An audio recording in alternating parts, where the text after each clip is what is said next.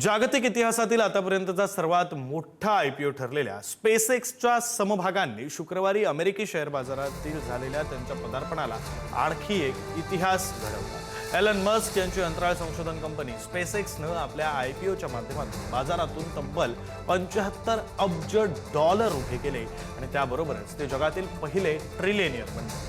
प्रत्येक $135 आयपीओ मध्ये विकल्या गेलेल्या समभागाचं शुक्रवारी बाजारात सूचीबद्धतेनंतर पहिले व्यवहार हे $150 वर सुरू झाले आणि अल्पावधीतच त्याचं मूल्य $160 पर्यंत वधारलं। परिणामी कंपनीचं बाजार मूल्य पदार्पणाला $2 ट्रिलियन पुढे गेलं। आयपीओ नंतरही कंपनीमध्ये 80% हिस्सेदारी राखणाऱ्या मस्क यांची वैयक्तिक मालमत्ताही त्यामुळे ऐतिहासिक शिखरावर पोहोचलेली आहे।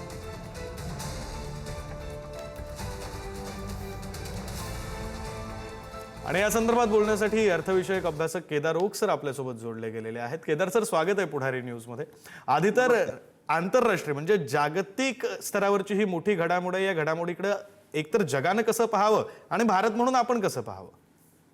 आता जो युएस मध्ये जो आयपीओ आता त्यांचे 3 मोठे आयपीओ युएस मार्केटमध्ये येत आहेत आणि त्याची जर साईज बघितली तर साधारणतः ते ऑलमोस्ट $2.8 ट्रिलियन पेक्षा ते जास्ती आहेत आणि जे अमेरिकेवरती टोटल कर्ज आहे त्याच्यात ते 8% आहेत।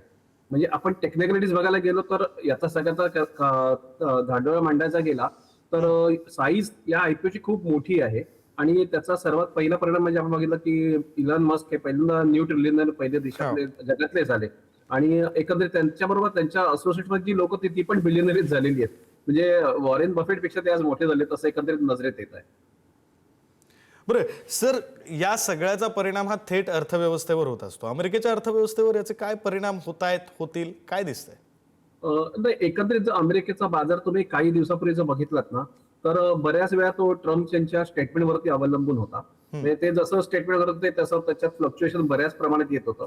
पण एकंदरीत आयपीओच्या अगोदर घडलेल्या घटना आपण बघितल्या म्हणजे इराणवर संदर्भात आम्ही आता स्ट्राईक करू त्यामुळे एक आलेली अनसर्टनिटी आणि नंतर काही तासानंतर त्याच्यावर घेतलेलं बॅकआउट, तर हा सगळा जो इम्पॅक्ट आहे तो एकंदरीत या आयपीओवर पडलेला दिसतो असं एकंदरीत वाटतंय मला। आणि त्याचा परिणाम हे कंपनी मोठी आहे याबद्दल डाऊटच नाहीये, म्हणजे आपण कुठेच त्याची कंपॅरिझन पटकन करू शकत नाही, पण त्याचा एकंदरीत जो अग्रेसिव्ह इम्पॅक्ट आला तो आपण बघितला असं मला वाटतंय। आणखीन जे त्याच्यानंतर 2 आयपीओ होणार आहेत त्याचाही कसा इम्पॅक्ट तिकडच्या बाजारावर बघावं, पण त्याच्यानंतर अमेरिकन बाजार थोडासा करेक्शन मध्ये जाईल असं एकंदरीत आम्हाला वाटतंय। सर, आता तुम्ही म्हणालात तसं केदार सर, आमच्या न्यूज रूम मध्ये सुद्धा हीच चर्चा होती की बरोबर आयपीओ लॉन्च होणार त्याच काळात डोनाल्ड ट्रम्प यांचं वक्तव्य येतं की युद्ध थांबतंय, या आठवड्या अखेरपर्यंत स्वाक्षऱ्या होतील वगैरे। या सगळ्याचा कसा परिणाम होताना दिसतो? हे सगळं टायमिंग त्याविषयी थोडं केदार सर। नाही, मार्केट हे नेहमी सेंटिमेंट वरतीच चालतं ना। ओव्हरऑल तुम्ही जर बघितलं तर सेंटिमेंट वरती मार्केट असतं आणि ती सेंटिमेंट इनकॅश कशी करायची हे कदाचित ट्रम्पला चांगलं जमलेलं आहे असं एकंदरीत दिसतंय। त्यामुळे हा जो एकंदरीत इम्पॅक्ट आहे हा पुढचे 2 आयपीओ असं मला वाटतंय। म्हणजे आपण आपल्या इकडे काही वर्षापूर्वीचा अनुभव तुम्ही जर घेतलात तर बघा 2008 साली असा एक आपल्याकडे कंपनीचा आयपीओ आला होता आणि त्याला लोकांनी खूप त्यात पैसे लावले होते। आयपीओ बिलो प्राइस ओपन झाला, त्याच्यानंतर तो 50% खाली गेला।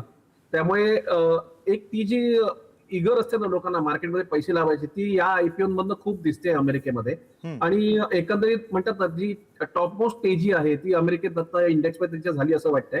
त्याच्यानंतर तिकडचं मार्केट माझ्या माहितीप्रमाणे बहुतेक करेक्शन मध्ये जाईल आणि आपल्या इकडनं जो गेल्या काही काळात एफआयने जो पैसा काढलेला आहे तो मग या आयपीओ करता काढलेला नाहीये ना, हा पण एक अभ्यास करण्यासारखा विषय आहे।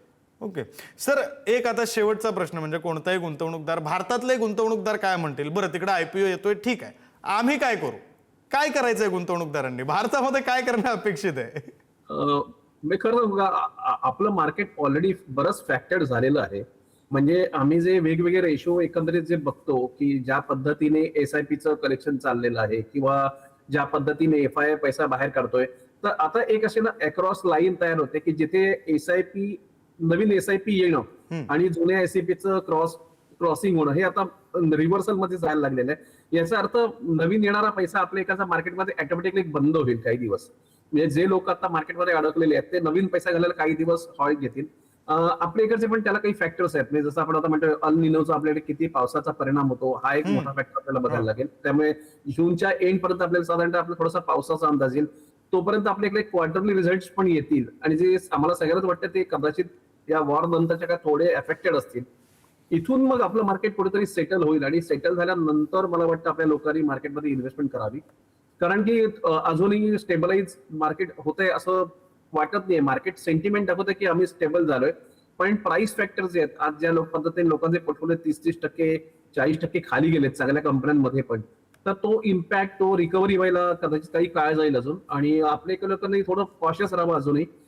जरा तिकडचा आयपीओ जोरात चाललाय किंवा आपल्याकडे नवीन आयपीओ येत आहेत. माझं तर मग काही दिवस आपल्याकडे नवीन चांगले मोठे आयपीओ नाही आले तर जास्ती चांगलं. हे लोक आणखी या मार्केटमध्ये जास्ती घुसणार नाहीत. अरे खूप खूप धन्यवाद केदार ओक सर, तुम्ही वेळ दिलात आणि सविस्तर बातचीत पुढारी न्यूजची केलीत, एकंदरीत विश्लेषण या सगळ्या परिस्थितीचं केलं त्यासाठी.